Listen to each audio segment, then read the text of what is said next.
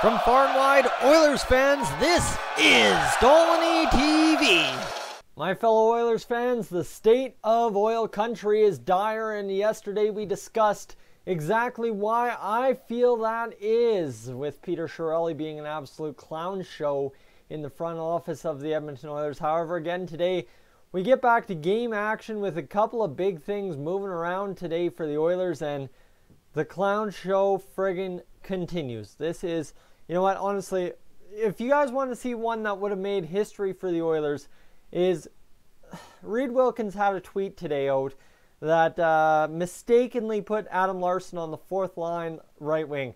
Now, at first glance, if you're an Oilers fan, you're thinking, oh my God, somehow they figured out how to make it worse. And realistically, okay, that's a mistake by Reid Wilkins. Let him off on the hook, whatever, it's all good.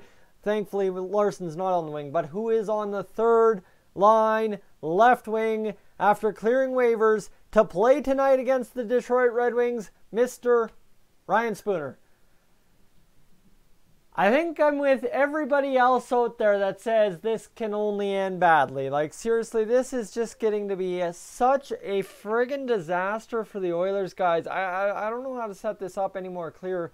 Maybe let's just get to the lines before I complain too much, but this is just a headache after headache, and there is no end in sight. One thing I did fail to mention yesterday is, of course, the role of Bob Nicholson in all this. You have to go 1 and 2 steps higher to get to Daryl Cates before you can really blame ownership, but Bob Nicholson is just kind of a ghost in all this all of a sudden. He comments on some important things like the oil sector promo night tonight at Rogers Place, which is huge. Absolutely love the Oilers for doing that. If they've done one thing right this season, it is showing support for our oil and gas sector. For a couple of you guys that were ripping on my whole setup here and what you guys believe is going on at home, well, you know what, you were right. And realistically, as a 22-year-old guy in Alberta coming off college not panning out, guess what? It is the way it is because it's the way the economy goes. So for the Oilers to show support for the oil and gas sector tonight, for the folks back home in Cold Lake, for the folks I know in Fort McMurray working away and everywhere else on the rigs in Alberta, good on you, Edmonton Oilers. Let's get right into the heart and meat and potatoes of tonight's matchup against the Detroit Red Wings. This is going to be another gong show. Get ready for another disaster. That's all I can really say to set it up. So realistically, Oilers top two lines at morning skate. Here's the thing. Against Detroit, the offense, the top two lines we have should be able to wreck it up. Now, that's what I said against Carolina. They kind of did. However, we gave up 3 goals practically before we had more than 5 shots on net. You're not going to win that way. That was evident. That was clear, and that's the way it ended up going. So RNH, McDavid, Puljujarvi up front, Kara, Draisaitl, Chiasson on the second line. Okay, top two lines, relatively speaking, Kara's been one of the best bottom 6 forwards. You honestly want to put Lucic up there, but keep putting him down there in the lineup and scoring surprise goals. Get his confidence up in limited playing time. Elevate his playing time. Good to go. Wipe the surface clean over the 2018 season. He's already doubled his goals in a calendar year in 2019 as compared to 2018. We'll get to him in a second. So that's the top two lines. Then you've got Spooner, Cave, Yamamoto. Okay. Oh. Come on, guys. Come on. Like,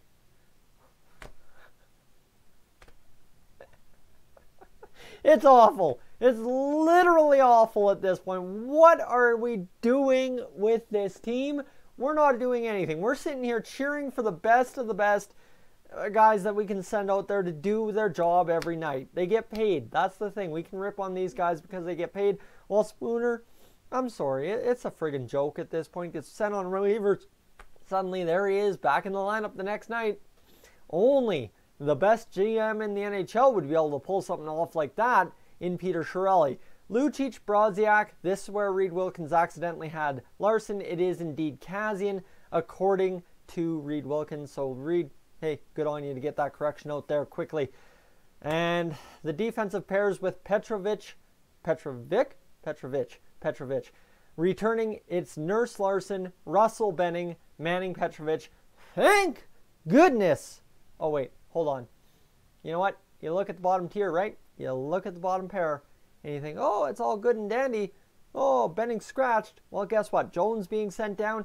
Benning's right back in the mix. Oh, yeah, he's now a top 4 defenseman again.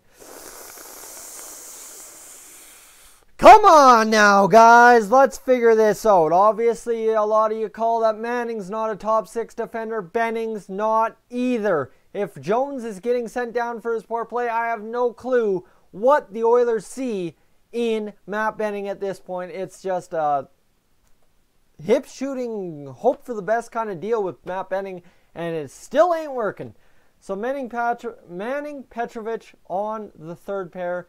The defense, like I said, the bottom 2 lines, other than Lucic being a little bit of a bright spot, Kazian starting to get his chances again. It's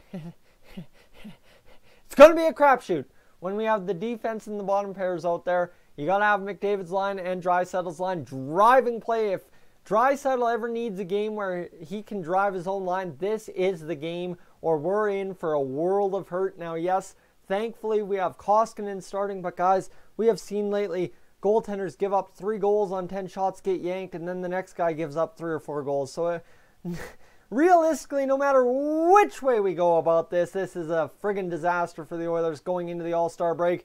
Need a big W here, but are we going to get it? Koskinen, like I said, is starting for the Oilers, fresh off signing a better than Cam Talbot deal for less games in a season and a lot less success. Yes, he was a lot better of a goaltender during a stretch, but guess what?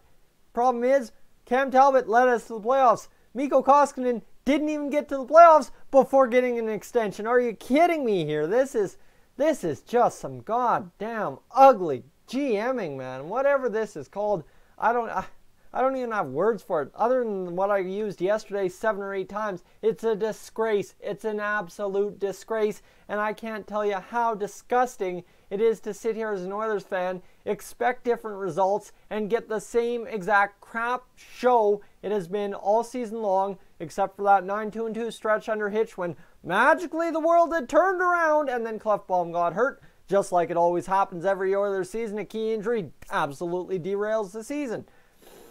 So like I said, crapshoot, disgrace, whatever you want to call it, it's a circus, and Peter Chiarelli is the lead clown in all of this. So Detroit, here we go. Let's get Detroit's standings up here. A little look at Detroit. I don't like to look at the opponent too much because you can't gauge yourself on the opponent. You have to gauge yourself on yourself. So the Detroit Red Wings, pardon me, standings. There we go. Let's go talk about the Detroit Red Wings, who are bottom of the Atlantic Division. And guess what? Here you go. You want the magical circle number?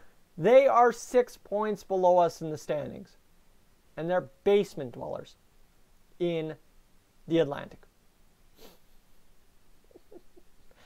Somehow we're in a wild card conversation, and Detroit is a basement dweller, 6 points below us, and they're 7 games below 500, boys. And realistically, this is a must-win game. If there's ever been a must-win game, this is it. But like I said, honestly, if you're going in to watch the Oilers live tonight at Rogers Place, I don't know why you're giving them their money for this clown show. But the other side is if you're watching on TV and you're thinking, oh, you know what, it's a good chance they light him up. Connor McDavid, you know what, I love watching him no matter what the team does. Good, fair on you. That's why you support your Stars. However, expect another Carolina-Calgary disaster tonight. I got no hope. At this point, I'm sold out on hope. I've sold you all the hope I have. I've tried to be the good soldier. Right now, I'm going to play doom and gloom the next couple of days until Peter Chiarelli's hopefully fired over the All-Star break. Then I'll start fresh with a batch of confidence this can turn around and be happy that maybe things are going to change. I don't know, guys. I am frustrated all to no end. I have nothing good to say. I doubt you either have anything good to say. I can't even make proper words at this point. Guys, let me know your thoughts in the comments section down below. I will definitely hear you out. I'll respond back unless I get a hold on a second. You want to hear a crazier note? This is just for you guys who stuck around this long. On yesterday's video, ranting about how terrible Peter Chiarelli has done as Oilers GM, 132 comments.